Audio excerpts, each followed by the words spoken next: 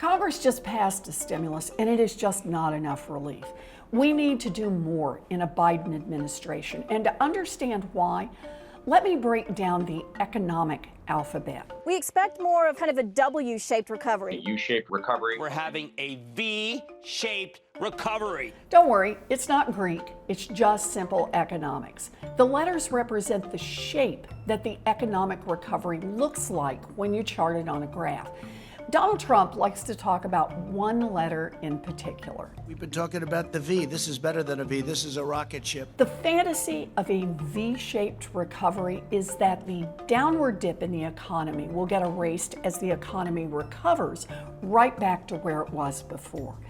The V makes it look like everyone dips down and jumps back equally. But that's not what's happening. What's happening is a K-shaped recovery. Special K. Look for the big red K. Okay. Okay. A recovery looks like a K when an economy bounces back from a recession in an unequal way.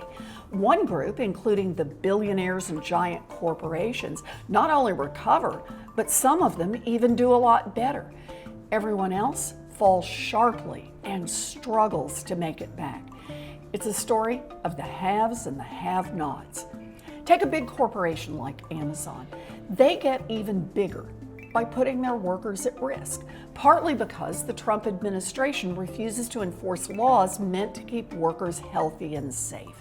And while regulators are asleep at the switch, giant companies can use the recession as an opportunity to gobble up struggling competitors to become even bigger monopolies. And guess what?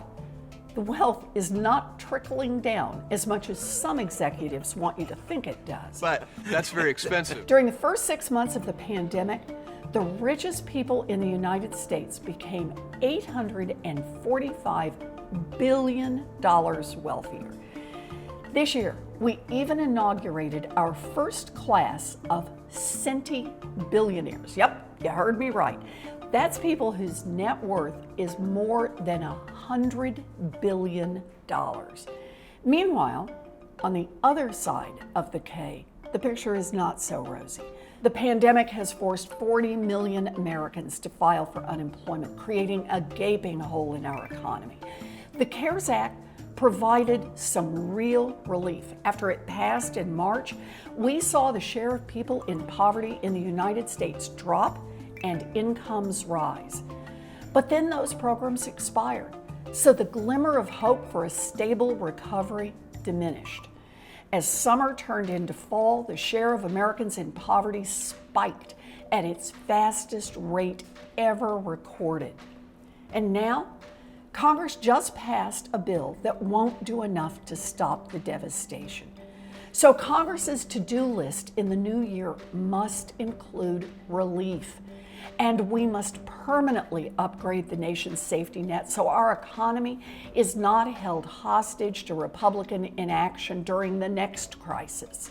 And if Congress is unwilling, then President Biden should do everything he can to get families relief by taking big, bold executive action. And our new president, he knows his economic alphabet. The president says it's a V-shaped recovery. You say it's a K-shaped recovery. What's the difference? The difference is millionaires and billionaires like him in the middle of the COVID crisis have done very well. But you folks at home, how well are you doing? We need to act to avoid the disparities of a K-shaped downturn from damaging our economy and our families for decades to come. Investing in all of us is how we recover as a nation and how we build a future that is more equitable and more resilient than ever.